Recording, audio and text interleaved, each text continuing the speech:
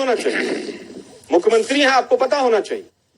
तो जैसे आप कह रहे हैं कि अडानी पे जांच होनी चाहिए, पर मेरा एक सिंपल सा क्वेश्चन है, ऑपोजिशन से है कि अगर मोदी नहीं तो कौन? 2024 में कोई ऐसा है जो कि मोदी के अगेंस्ट सिंगल प्रेजेंस लेके लड़ सके?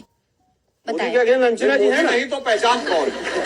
अंजना जी बेहतर होंगी, कम से कम झूठ तो नहीं बोलती हैं। देश का प्रधानमंत्री अगर सारा दिन झूठ बोलता है, झूठ बोलकर देश को गुमराह करता है, चुनाव से पहले भी और चुनाव के बाद भी, अब उसके सवाल का जवाब दीजिए। मोदी जी से बेहतर बहुत लोग हैं इस देश के अंदर, 140 करोड़ लोग। वो पूछ रही है विपक्ष का कौन सा नेता है जो उनको चुनौती दे? में सैकड़ों लोग ऐसे हैं जो मोदी जी से बेहतर प्रधानमंत्री। राहुल जी का नाम क्यों नहीं लेते? मैं वापस आता हूँ, राहुल जी का नाम क्यों लेने में हिचकिचा रहे? मैं फिर ये गंभीर डिबेट हो रही है। कांग्रेस पार्टी का कैंडिडेट है, वो स्वाभाविक है, माननीय राहुल गांधी जी हैं। हाँ, तो आप नाम लेके सीधा, जैसे उसने पूछा था राहुल गांधी बोलते। मैं फिर कह रहा हूँ, इतना घूम फिर के आए सर। लोकतांत्रिक प्रक्रिया में सांसद अपने नेता को चुनते हैं।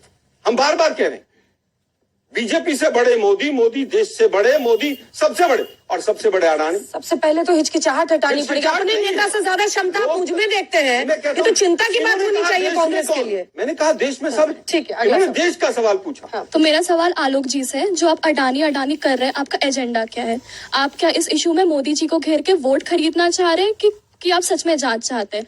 और अडानी को कॉन्ट्रैक्ट आपकी सरकार में भी मिला था, तो अगर वो इलीगल नहीं था तो ये इलीगल कैसे हो गया? अब जांच नहीं हुई तो अब कैसे? जब बात आती है, मेरा सवाल बीजेपी से है कि जब बात आती है बेरोजगारी की और गरीबी की बात आती है, तो अब बीजेपी ये बोलती है कि क्योंकि कोरोना था इसकी वजह से नहीं बढ़ पाया, इसकी वजह से लोगों को रोजगार नहीं मिल पाया। तो फिर जो आप राम मंदिर बनवा रहे हैं, शिव मंदिर बनवा रहे हैं, उसके पैसे कहाँ से आ रहे हैं? तो आप धर्म की राजनीति करना चाहते हैं? जवाब रुक जाइए सर, एक सेकंड। हाँ। मैं छोटा सा उत्तर पहले, ठीक है, दोनों का जवाब दे दीजिए। पहला उत्तर जवाब दे दूं पहले। हम ना किसी बिजनेसमैन के खिलाफ हैं, ना अडानी के खिलाफ।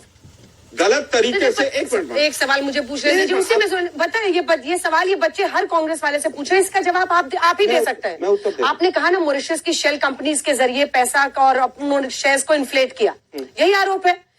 जब आप जानते हैं कि अडानी ने ये सब गलत तरीके से किया, तो उसी अडानी के इन्वेस्टमेंट को आप राजस्थान और छत्तीसगढ़ में कैंसिल क्यों नहीं करते सर?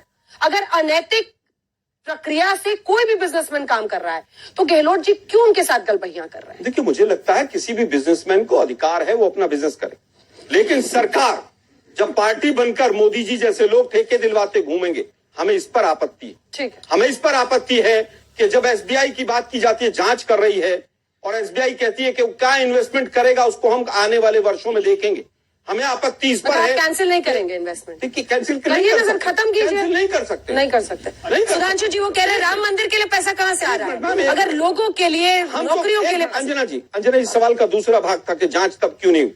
हम तो कह रहे हैं कांग्रेस के कार्यकाल की भी जांच करा लीजिए ना, दूध का दूध और पानी का पानी होने दीजिए। हाँ, मैं ये बात बताना चाहता हूँ, राम मंदिर के लिए 35 साल से पैसा इकट्ठा हो रहा है। श्री राम जन्मभूमि न्यास से जब 9 नवंबर 1989 को शिलान्यास हुआ था, उसके साथ ही पैसा इकट्ठा होना शुरू हो गया था। दूसरी बात, अब हम कोविड से निकल के बाहर आ रहे हैं, इसीलिए हमने आपको बताया कि अब 6% ग्रोथ रेट, हम दुनिया में इस समय बड़ी अर्थव्यवस्थाओं में इकलौते देश हैं जहां ग्रोथ रेट ऊपर है और इन्फ्लेशन रेट नीचे है। अन्यथा G7 है, G20 कोई कंट्री बता दे जहां पर की ग्रोथ रेट इन्फ्लेशन रेट से ऊपर हो। एक बात इनका जवाब दे दो, इन्होंने कहा अडानी को सब दे दिया, कोयला उनको दे दो, बिजली उनको दे दो, पोर्ट उनको दे दो।